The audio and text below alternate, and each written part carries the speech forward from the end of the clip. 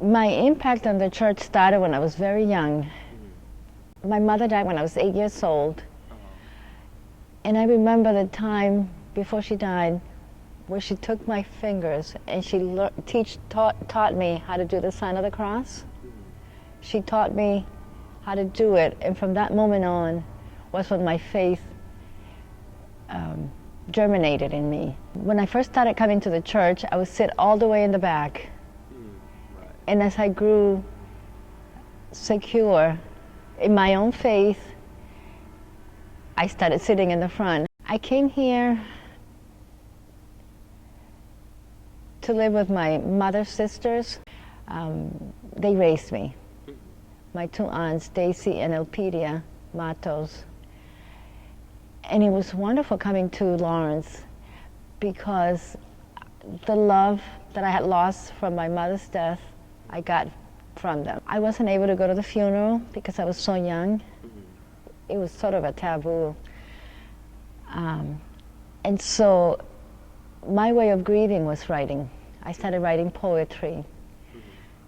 And that led me to becoming a writer. And the one teacher I owe everything to is Dr. Campagnon. He was the head of the English department at Lawrence High.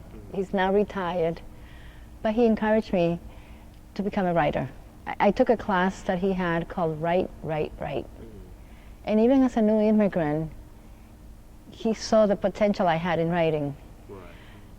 And every day after class ended, he would say, I hope you bring me another gem tomorrow.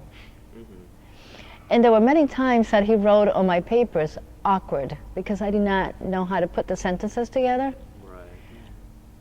But it was that compassion and that admiration and feeling that, yes, I could do it because Dr. Campagnon said I could. You know, it would have been different if he would have said, oh, you don't know how to write, you can't do this. Instead, he built me up. And that I am indebted for forever. My favorite moments was when people would open up to me. It was an honor for me, for people to trust me in telling their stories. Because most of the time they didn't know who I was. So it was that kind of trust. And I felt so privileged to have that opportunity to do that. I got a great education. And I had a wonderful, wonderful career. 32 years, won a Pulitzer Prize. Not for a good story, it was for the drowning of the boys in the Merrimack. But because I could speak Spanish, I was able to talk to the mothers. I cry with them. And I'm still, you know, every time I think of that, it breaks my heart. It really does. And I remember when we came here for the funeral, there was not one dry eye. You could see the police officers, the firefighters, the first responders. Everybody was crying in this church. And those are the stuff that touches you. I also remember coming here when the body of Sergeant Alex Jimenez was brought back from Iraq after he went missing in action for 14 months. This church was packed, standing room only. Soldiers, veterans, family members, people from everywhere, just saying goodbye to an American hero. So, as a reporter, I had excellent days. I rubbed elbows with Julio Iglesias, the singer, Placido Domingo, but to me, they were not as important as the people that I would interview, people who would come to this country or were descendants of immigrants, fifth, sixth generation immigrants. When I interview Alex Jimenez's father, Andy, he said to me something that I will never forget. Lawrence is a small city, but it has a big heart. And he is so right about that. It does have a big heart. Because when times are tough, we all come together. That's a powerful message. Yes, it is. Especially coming from a man whose son was kidnapped on his birthday, Mother's Day.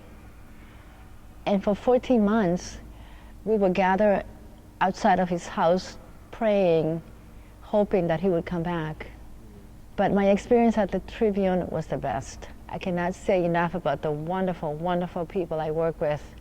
I'm still very good friends, even with my bosses, because they taught me so much.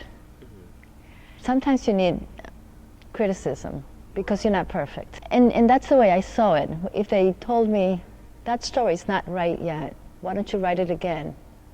I didn't take it as an offense. Right. I took it as a compliment because she wants me to do a better job. She wants me the best that I can be. I don't feel I broke any glass ceilings, because I'm an American. Right. Yes, I am an immigrant, but I've been here so long that this is my home now. Right. I'm still very Dominican. I still eat my rice and beans, tripleta, which is the plantains, with salami, cheese, and eggs. This church means so much to me because this is where I did all my sacraments and my marriage. We met at the Tribune.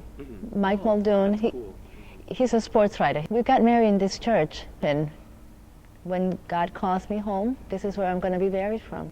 It's funny how they say when God closes a door, many others open. That's exactly what happened to me.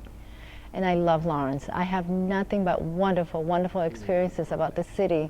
Every time I walk around the city, I can think of an experience I had in the past.